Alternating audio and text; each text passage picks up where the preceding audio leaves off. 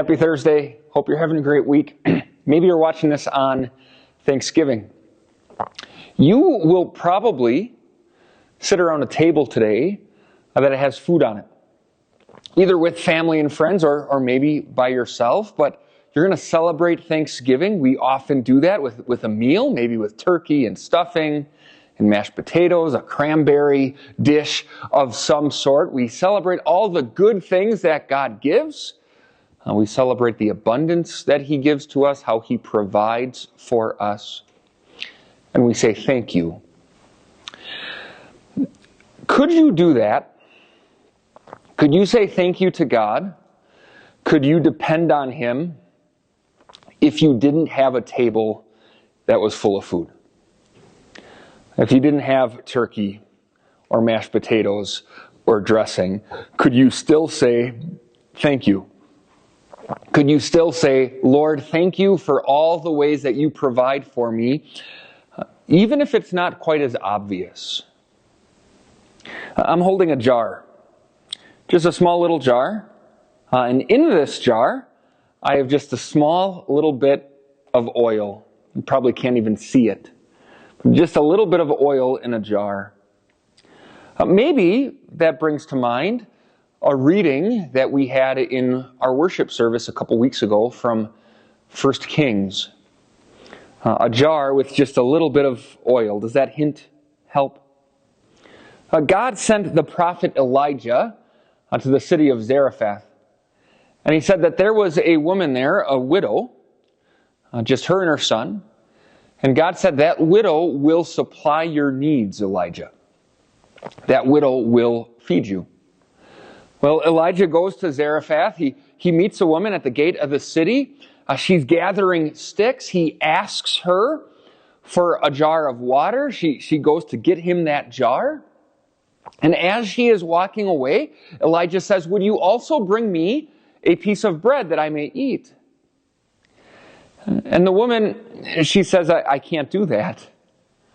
I can't bring you a piece of bread. I have only a jar with a little bit of oil and a jar with a little bit of flour.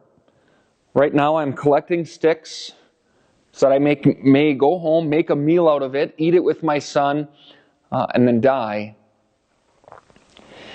And Elijah says, okay, go home. Yes, make yourself a meal, but first, make me a loaf of bread. And then he gives a promise to this woman from not Elijah, but from God Himself. He says, the oil in the jug will not run out, and the flour in the jar will not go empty until the Lord sends rain on the land. See, they had a famine. That's why she had no oil, she had no flour. But she now had the promise of the Lord. She had the promise that the oil would not run out, that the flour would not run out, and that is exactly what happened. She made bread for Elijah, and she did that every day. Every day she provided food for Elijah, for herself, for her son, and the jar never went dry with oil.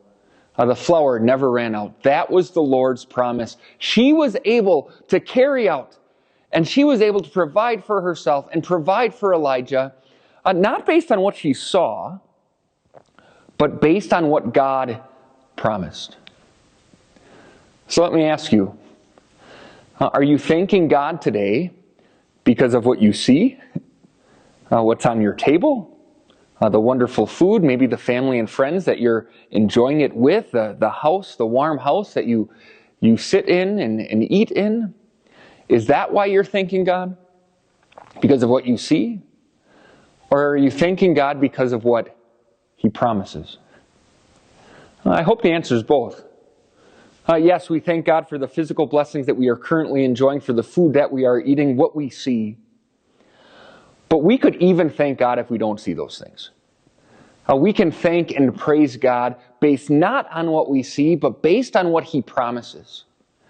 Maybe He doesn't promise you and me that a jug of oil and a jar of flour will never run out, but He does promise us His forgiveness and His love.